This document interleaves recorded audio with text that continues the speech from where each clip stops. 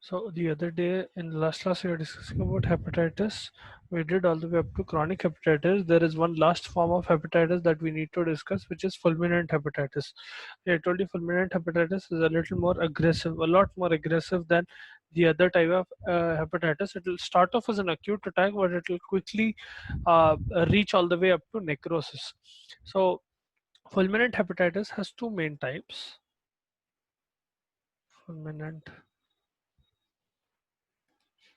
Okay, fulminant literally means something that is proceeding very aggressively. Okay, it is also a advanced form of acute hepatitis, you can say. Rather than going into chronic, what happens is this becomes a severe form of acute hepatitis and rapidly progresses to hepatocellular failure. So this is basically acute hepatitis progressing to hepatocellular failure. Okay, basically it will go to ARF very quickly, wherein you'll have complete renal failure. Now, you will see two types of necrosis in this, or two types of fulminant hepatitis. One is submassive necrosis. Submassive necrosis. Now, this necrosis will be less rapid in the sense that it will take once someone has been diagnosed, or once someone has, uh, let's suppose, started down the path of fulminant hepatitis.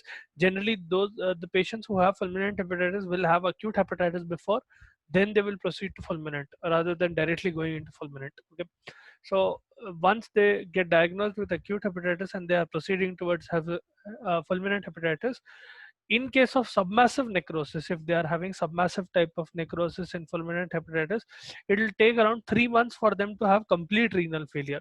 So submassive necrosis is slightly slower than massive necrosis. That will be much more faster. Though this does not give us a lot of time, but it is still 3 months. Okay, extends up to 3 months. 3 months till liver failure, complete liver failure. Then we have the what do you call massive necrosis. This is even more aggressive than submassive necrosis, and uh, the person will only have around 2 to 3 weeks before liver failure, complete liver shutdown. Okay, so that is fulminant hepatitis. What happens in this is your liver will become shrunken. It will become very small to an extent that it will weigh around 500 to 700 grams. What is the normal weight of liver?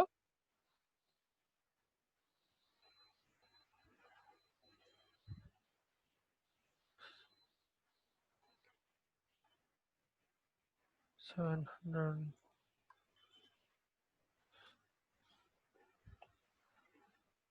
Okay, find out and tell me what is the normal weight of liver.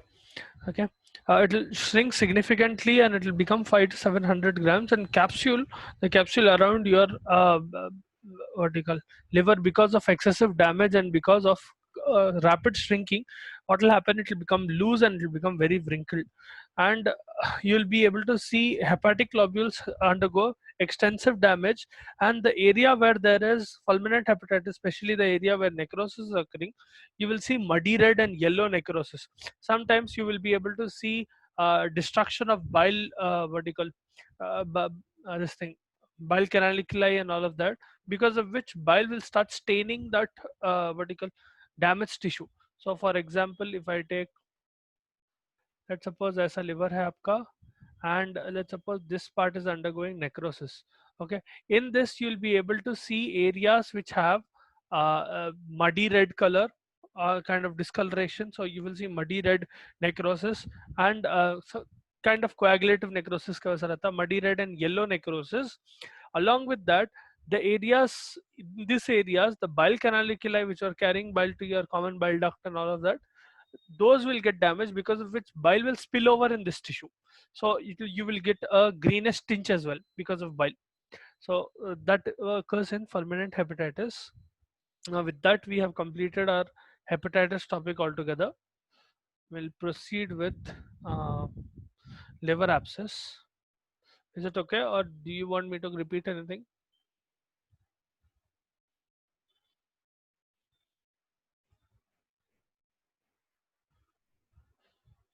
Okay, fine. Now coming to the next topic, liver abscess, specifically chronic liver abscess. Now, liver abscess, the literal meaning of abscess is collection of pus in a tissue. Okay, it can happen because of it generally happens because of an infection, but it can be because of other types of damage as well. Now, liver abscess specifically is of two types. Okay, you have a third type fungal as well, but mainly two types रहता है. उसमें भी the most common type of liver abscess that you get is pyogenic, bacterial origin. So one way or the other, the patient is getting infected by a bacterial infection which is traveling all the way up to your liver and causing abscesses. Okay, pouches that are filled with pus. Now, pyogenic liver abscess nowadays is less common, especially because diagnostic facilities have become much more better, and antibiotics are used much more quickly. It is harder to find pyogenic abscess, liver abscess altogether, and it is even harder to find pyogenic liver abscess. But it is the more common of the three types of liver abscesses. But you will see this in certain conditions. So, when you're talking about pyogenic liver abscess, this is of bacterial origin, obviously. Okay, you will see them in old patients, very old patients, and maybe vertical. You will see them in immune suppressed patients.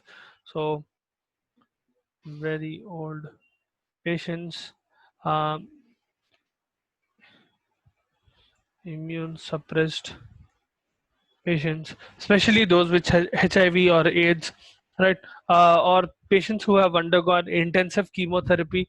In these two, it is very common to see pyogenic liver abscess if care is not taken. If you let infection spread very rapidly, it can go to different parts of your body and cause rigorous damage. One such damage is if it is going to your liver and causing abscess. Now, pyogenic liver abscess can be classified on basis of mode of entry. Okay, you will have different kinds of pyogenic liver abscesses. Based on the mode of entry, you can divide them into the following types. So just right here,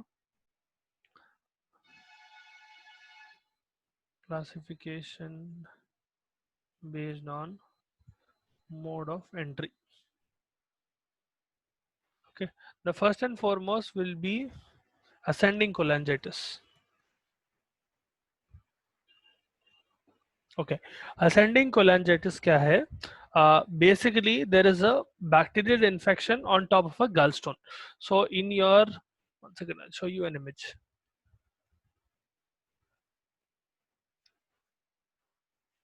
See, this is acute or ascending cholangitis. What will happen is there will be a gallstone that is formed, and it gets stuck in your common bile duct. Whenever this obstruction occurs, it gives a nice area where the bacteria can proliferate. What will happen is अब यहाँ पर obstruction बन गया ना, from your duodenum, here you can see the pancreatic duct and your common bile duct coming out, right? They will open into your duodenum. From your duodenum, what generally happens is if the patient is infected with, let's suppose, a strep infection, most commonly it is strep or staphylococcus, but let's suppose there is a very potent bacteria, that fellow will ascend literally. It will go from your duodenum and it will go up into your common bile duct. And whenever it reaches the area of bile duct, wherever that particular uh, obstruction is, wherever the gallstone is, it will house there and it will start infecting that area. And in that area you will start seeing what do you call bacteria proliferating. To some extent it will go all the way up to, at one point of time it will become so severe that it will go all the way up to your liver and it will start forming an abscess. You will see symptoms of infection all the way from your common bile duct to your gallbladder. You will also see what do you call, well, severe abdominal pain in the patient and liver getting infected, because of which liver abscess will occur. Okay, do you want me to repeat that, or is it fine? Basically it starts off with a blockage. ठीक है, common bile duct में blockage हो रहा. It can be small, it can be big, it can be a complete obstruction as well. ठीक है, either way there is an obstruction. यहाँ पर क्या होता, as what you call bacteria is passing through your duodenum. Let's suppose this is your duodenum. This bacteria, let's suppose it is a bacilli, this fella is coming all the way here and it will rise up. Okay, that is why it is called ascending cholangitis. It is rising up your biliary tree. It at one point of time it will reach this obstruction, and here it will nicely make a house and start proliferating. Okay, eventually what will happen is this fellow will make its way into your liver, and it will cause abscesses in your liver, and it will cause necrosis at some point of time. That is ascending cholangitis. So that is one way through which you can get liver abscess. That is why mode of entry is ascending cholangitis, or it can be portal pyemia. Portal pyemia क्या है? Let's suppose the patient has a pelvic or gastrointestinal infection. Okay, generally it is staphylococcus infection. Okay, it is infecting their vertical intestines, large intestine and small intestine, and it is affecting their other parts of gastrointestinal tract as well. Okay, what happens is, now you know, from all parts of your GIT there is a special type of circulatory system that is moving nutrients from your what you call GIT into your liver. That circulatory system is called portal system, right? Portal circulatory system, the main vein, portal artery, portal vein, all of that is there, right? The main function of the portal system is so that you can transfer nutrients to get metabolized into your liver, right? This is the but normal part of circulation that you already know. I'm hoping that you already know. Now from, let's suppose it is occurring from your liver. So from your this thing intestine, sorry, let's suppose we take a small section of your intestine and here is your liver. Okay, you will get blood supply all the way from each and every part of your, this is only the intestine. Let's suppose this is the duodenum that is coming out. From duodenum you get, and from several areas you get blood supply. Okay, especially from your intestine, large and small, but you will get from other parts of your GIT as well. This will carry the vertical food that you have eaten and the nutrients that have been absorbed from your GIT, so that they can go to your liver and get metabolized, which is done through your portal system. Now sometimes what happens is this portal system will carry with it staphylococcus infection, especially if there is, let's suppose, a staph infection occurring here and it has proliferated a lot. Okay, let's suppose there is a lot of infection here, and this infection or this bacteria will eventually enter your vertical portal vein or your portal system, from which it will be able to travel to your liver, where it will cause a liver abscess. So that is the second way through which you can get liver abscess. Oh dear. Okay, let that be then.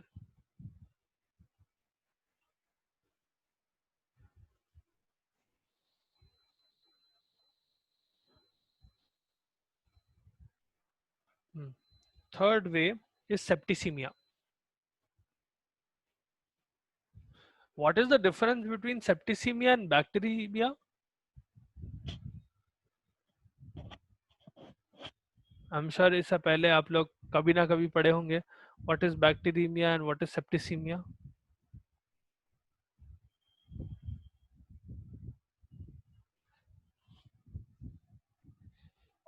Bacteremia is bacteria in the blood. Hmm. Septicemia is? And septicemia means poison, sir. Mm. It literally translates to blood poisoning. Now you can have a few bacteria traveling around in your body without causing havoc. Okay, without causing severe damage. That is fine. But when you have several number of bacteria which are continuously proliferating and they are dividing in your blood and they are going to different parts of your body and starting infection, that condition is called septicemia. Okay, one or two bacteria will not make much of a difference. A single bacteria, it's very hard to cause any infection. Even if it is a very potent bacteria, it will divide very aggressively before it is starting an infection. Okay, the same thing applies to septicemia. Septicemia is a condition in which there is a bacteria that has been proliferating properly in your vertical in your blood, and at one point literally translating to blood poisoning, where it is reaching your liver through various sources and finally causing a liver abscess there. That is the third way through which you are getting liver abscess. Then we have direct infection from a solitary liver abscess. Okay, imagine a patient who already has a liver abscess. ठीक है, let's suppose यहाँ पर patient को already liver abscess है. ठीक है, let's suppose it is filled with pus. Okay, let's suppose this is filled with pus. At one point of time, what will happen is this degeneration will start to spread. ठीक है, the lining will break and it will start to spread, and that abscess will literally enlarge and it will start spreading to other parts of your liver where it is causing another abscess. Okay, that is direct infection. तो ऐसा भी हो सकता. Yeah, it can be a direct infection to your liver, something like hepatitis, wherein it is leading to what do you call a liver abscess. Either way, both of them are plausible. One is from this pus will obviously have some of the bacteria and some organism which was causing that abscess. Okay, the causative agent. वहां से it can spread, or it can be a direct infection which is leading to the primary liver abscess itself. Okay, both the ways are direct infection. Then there is iatrogenic causes.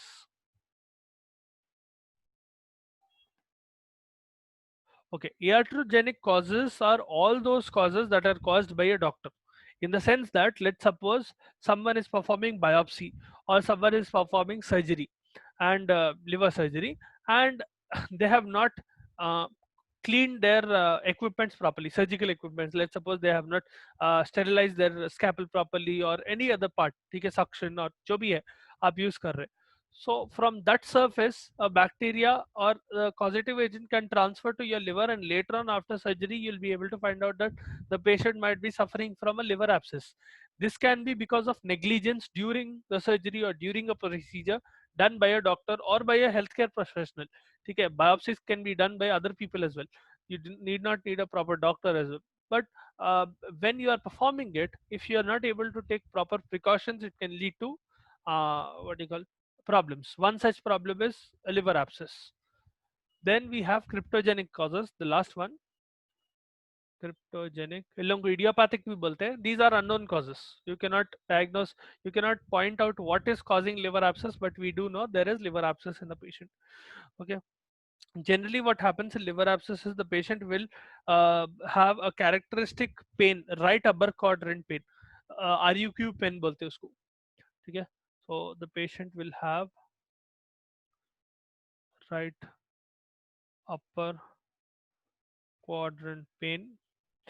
They will also have fever, tender hepatomegaly, fever, tender hepatomegaly. Tender hepatomegaly का मतलब even if you touch the patient, they will start bouncing around their liver. It will become very palpable. Okay, that becomes very tender. Sometimes it will lead to jaundice.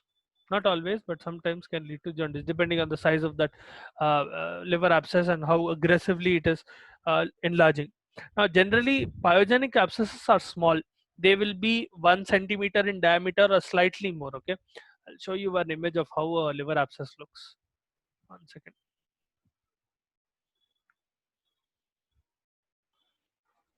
See, this is how a liver abscess looks. Even though यहाँ पर थोड़ा बड़ा दिखा रहे image, it basically it represents one. Generally, you'll have a small abscess. Okay, you will have several small abscesses present close to each other. They can occur solitary as well, but generally pyogenic abscesses will occur in clusters. Okay, you will see multiple yellow abscesses which are what you call 1 centimeter or slightly more in an enlarged liver. The whole liver will undergo hepatomegaly because of which it will look larger. All right, because there is an infection, rampant infection going on, there will be proper inflammatory reaction going in your liver, which will make it larger in size. Okay, your inflammatory cells will invade the area, especially invade the hepatocytes itself, and make it larger. More commonly, this will occur in your right lobe rather than the left lobe. Pyogenic abscess specifically occurs more commonly in your right lobe. Okay. Sometimes what happens is around this area of abscess, if it is not treated in time, you will see areas of necrosis. So small patches of necrosis can be seen like this around the what do you call area of abscess, meaning continual damage is occurring, and if not treated for a long period of time, your whole liver itself will get toasted literally. Okay, that is pyogenic liver abscess. And we have another type.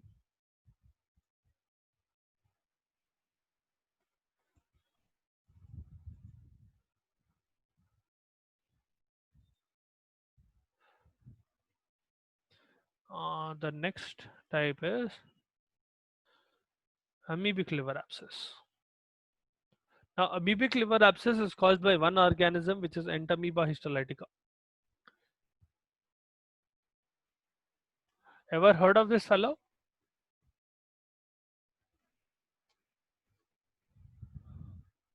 Entamoeba histolytica. Have you ever come across this particular? What is it? Is it a bacteria? Is it a virus? Is it a parasite? है क्या वो? Entamoeba histolytica. I'm sure you must have studied about it somewhere or the other, or at least in microbiology last year. Causes something which is very common in India or in developing countries actually.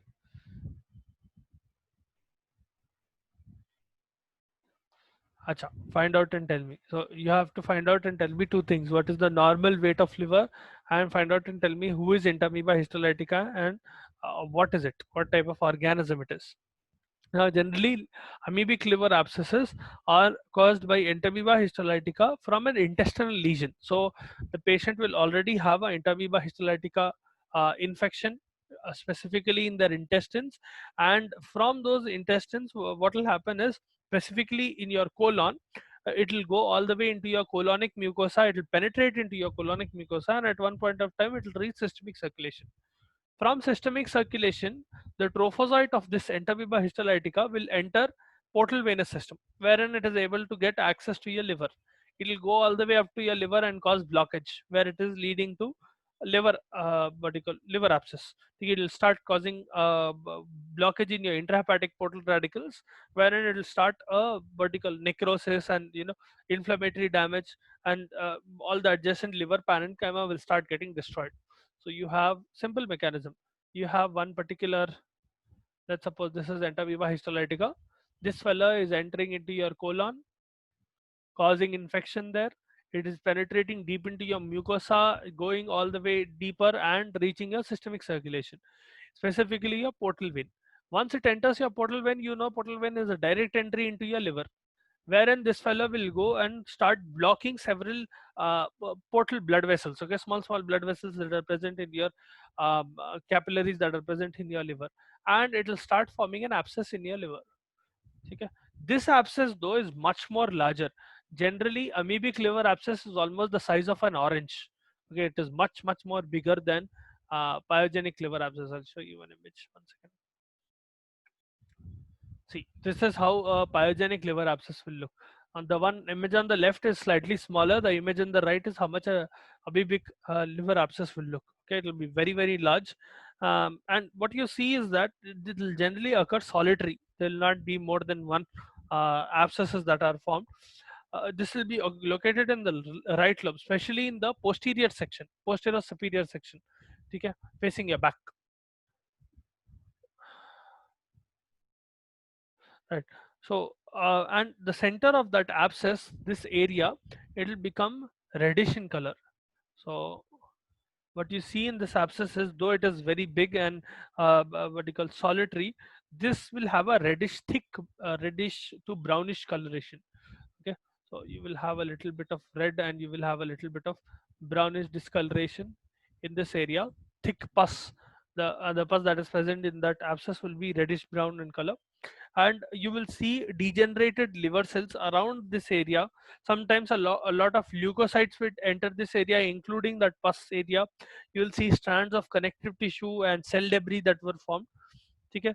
And what happens is, this amoeba is mostly found around the edges. This fellow will not invade into the necrotic zone. This middle zone, as you can see, the reddish brown, this is the necrotic zone. Okay, where proper necrosis is occurring. Okay, once the liver abscess has formed, the center of that abscess will be the area of necrosis, and you will find these vertical the organism Entamoeba histolytica residing here. Specifically, the trophozoites will be residing at the periphery. They will not enter into the necrotic zone, but you'll find them around the cells of your necrotic zone near the periphery. Okay, so that is about liver abscesses. You have another fungal type, but you do not have it in portion, so we'll not discuss about that. Very rare though, fungal liver abscess occurring. So anyway, I hope you understood liver abscess. If you want me to repeat anything in liver abscess, please let me know. Sir, can you repeat amoebic liver abscess? Amoebic liver abscess. Okay. Let's suppose a patient has a amoebiasis basically, okay, and they have a intestinal infection. The patient already has an intestinal infection, and this amoeba or entamoeba histolytica, its trophozoites, one phase of its life cycle, is entering your colon, and it is penetrating through your mucosa, your muscularis, and it is reaching all the way up to your systemic circulation. It is digging deeper, okay, and as it digs deeper, you know, your intestine has some blood vessels that are going to your liver, which is the portal system, right, carrying nutrients. Now this trophozoite will use that highway and it will enter into your liver, so it will use portal venous system as a path, and it will go all the way up to your liver, and in your liver it will start blocking several blood vessels and capillaries that are present in your liver. Eventually it will start forming a liver abscess, and that liver abscess will become so big because of infection. Liver abscess will occur, and it will become so big that it is almost the size of an orange, okay. It will be significantly larger than the one that you see in pyogenic liver abscess. And what will happen is, let's suppose this is the area of that abscess. You will see entamoeba histolytica in the periphery of that abscess, okay. It will not enter the center part. In the center here you will see a necrotic zone. There will be proper coagulative necrosis occurring here, okay, and it will become reddish thick kind of pus, reddish brown pus, okay, that necrotic zone. You will see a lot of degenerated liver cells in that. You will see RBCs, you will see strands of connective tissue, you will see cell debris that is formed. All of that will be present along with amoeba that is present around your uh, what do you call, around the abscess, okay. That is how an amoebic liver abscess is formed. Do you समझ में आया? Thank you, sir. Okay. Okay. I hope all of you understood this. Now let's get into cirrhosis. Or should we start cirrhosis tomorrow? Because cirrhosis is kind of big. We have 1 to 8 different types of cirrhosis for you. Okay, well, start it tomorrow. Please make sure that you read physiology of liver before we get into cirrhosis, and read hepatitis once. Okay, I'm sure you have pathology textbooks. I've forwarded them to you. Find them in your this thing WhatsApp group. I think long ago I put them in your group. Should be there. Just go over what is hepatitis 1. It'll be much easier to understand cirrhosis, because cirrhosis is a stage that will come after hepatitis generally. Okay. So stop here for now. We'll start cirrhosis tomorrow.